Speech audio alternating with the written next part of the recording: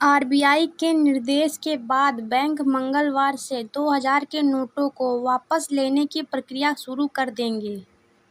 वैसे शनिवार को ही बैंक शाखाओं में 2000 रुपये के नोट अपने बैंक खाते में जमा कराने वालों की भीड़ आनी शुरू हो गई है।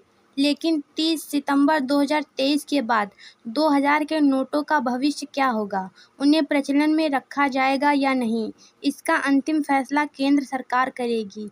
किसी प्रचलित मुद्रा को प्रचलन से बाहर करने का फैसला केंद्र सरकार ही करती है। हाँ, बाजार से कितनी राशि वापस बैंकिंग सिस्टम में वापस लौटती है, इसको देखते हुए आरबीआई आम जनता को और ज़्यादा वक्त दे सकता है। यानी नोट खाता में जमा कराने या उसके बदले दूसरे नोट बैंक शाखा से लेने की समय सीमा बढ़ाई जा सकती है।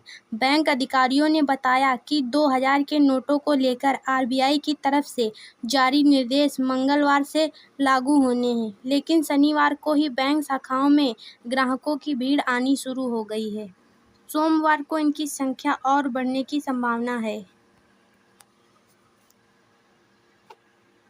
2000 के नोटों के बदले दूसरे नोट हासिल करने का काम 23 मई से शुरू होगा।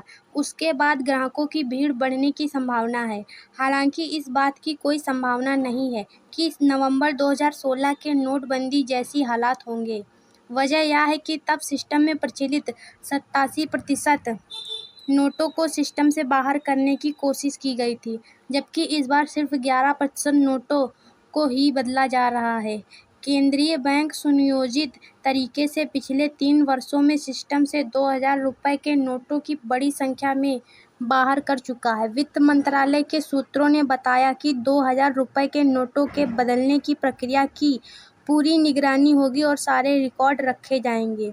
2016 की नोटबंदी के दौरान जो रिकॉर्ड रखे गए थे, उससे आयकर विभाग को काफ़ी मदद मिली थी। जहां तक 30 सितंबर के बाद की स्थिति का सवाल है, तो इस बारे में समय आने पर स्थिति स्पष्ट की जाएगी। अभी आरबीआई का निर्देश पूरी तरह से स्पष्ट है कि जिसके पास 2000 रुपये के नोट हैं, उन्हें निर्धारित अवधि तक बैंक में वापस करना होगा।